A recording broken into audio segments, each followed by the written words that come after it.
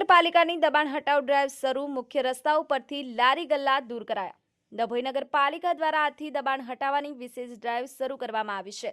શહેરના મુખ્ય રસ્તાઓ જેવી કે સિનોર ચોકડી, આંબેડકર ચોક, કોલેજ રોડ અને વડોદરા હાઈવે સુધીના વિસ્તારોમાં ફેરિયાઓ દ્વારા ફાળવેલી જગ્યા કરતાં વધુ જગ્યા પર કબજો કરી ટ્રાફિકમાં અડચણ ઊભી થતી હોવાની સતત ફરિયાદો બાદ આ પગલું ભરવામાં આવ્યું છે.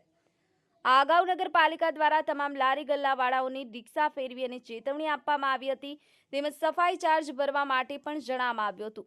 તેમ છતાં અનેક ફેરિયાઓ દ્વારા દબાણ દૂર કરવામાં ન આવતા આજે તારીખ 13 મે 2025ના રોજ સવારે 9 વાગ્યાથી નગરપાલિકા દ્વારા કાર્યવાહી શરૂ કરવામાં આવી છે.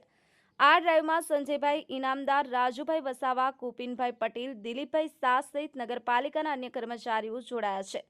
પ્રોજેક્ટ મેનેજર મહેશ પરમાર દ્વારા જણાવાયું કે આ અભિયાન સતત ચાલુ રહેશે અને આગળ નગરના રહેણાંક વિસ્તારોમાં થયેલા દબાણો સામે પણ કાર્યવાહી હાથ ધરાશે.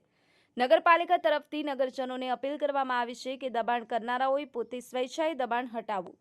યતીન વાળંદ, ધી મિરર ન્યૂઝ, ડભોઈ.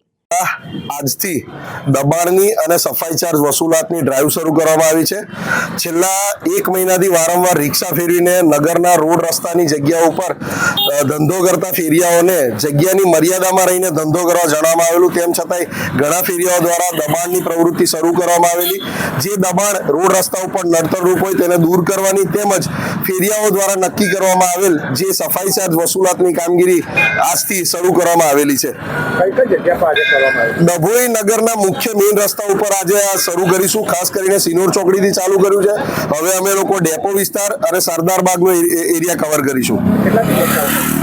આ ડ્રાઈવ સતત ચાલુ રહેશે. આજથી શરૂ કરીને જ્યાર સુધી મેઇન રોડ રસ્તાના માર્જિનો દૂર કરવામાં નહીં આવે ત્યાં સુધી આ સતત આ ડ્રાઈવ ચાલુ રહેશે. હાય, હું છું ક્રુઝિન સિંઘાનિયા. આપની આસપાસના સત્ય સમાચાર જાણવા માટે જોતા રહો ધી મિરર ન્યૂઝ અને હા, લાઈક અને સબસ્ક્રાઇબ કરવાનું ભૂલતા નહીં. Thank you.